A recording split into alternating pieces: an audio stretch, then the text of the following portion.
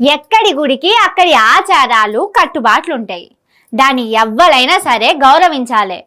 గుడికి పోతే గుడికున్న రూల్స్ పాటియాలి, చర్చికి పోతే చర్చికున్న రూల్స్ పాటియాలి, మసీద్కు పోతే అక్కడి కట్టుబాట్ల ప్రకారంగా నడుచుకోవాలి.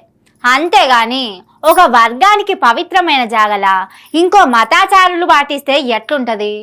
అదేదో కావాలని చేసినట్టో ఒక వర్గం వల్ల మనోభావాలు దెబ్బతీస్తందుకో చేసినట్టో అవుతుంది. గా తీర్ల ఎందుకు ఆలోచన చేయరో ఏందో కొందరు. తకియా పెట్టుకున్న ముస్లిం ఒక ఆయన మంచిగా నేల మీద కూర్చొని నమాజ్ చేసుకుంటుండు. దేవునికి నమాజ్ చేసి ప్రార్థించుడు తప్పు కాదు, కాకుంటే ఆ నమాజ్ చేసిన జాగా ఎక్కడున్నది చూసుకోవాలి కదా అని చాలా మంది అంటున్నమాట.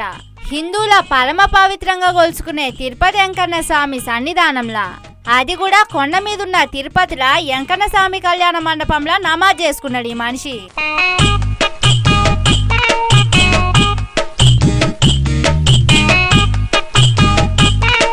అసలు తిరుపతిలా కొండ మీదకు అన్య మతస్థులు పోతే అక్కడ ఇతర మతాల ప్రార్థనలు ఏం చేయొద్దనే రూల్ ఉంటది. హిందూ సాంప్రదాయాలు గౌరవించాలనే నియమం ఉంటది. అది గాలికిడిచిపెట్టి ఇట్లా రెండు వర్గాల నడుమ సిచ్చు పుట్టేటట్టు వెంకన్న స్వామి సన్నిధానంలా పరమతాల ప్రార్థన చేస్తే హిందువుల మనోభావాలు దెబ్బతీసినట్టు కావా? ఇదే పని ఒక మసీదులకు పోయి హిందూ చేస్తే ఎంత పెద్ద లొల్లైతది ఏం కథ? అంత టైట్ సెక్యూరిటీ ఉండే తిరుమల కొండ మీద పరమతస్థులు ప్రార్థనలు చేస్తుంటే విజిలెన్స్ వాళ్ళు సెక్యూరిటోళ్ళు ఏం పడావు చేస్తున్నట్టు అని భక్తులు మండిపడుతుండ్రు. హిందూ సంఘాలోళ్ళు టీటీడీలను దుమ్మెత్తి పోస్తుండ్రు. టీటీడీ ఎలగబెడుతున్న సెక్యూరిటీ గిదేనా అని గుస్సా అవుతుండ్రు.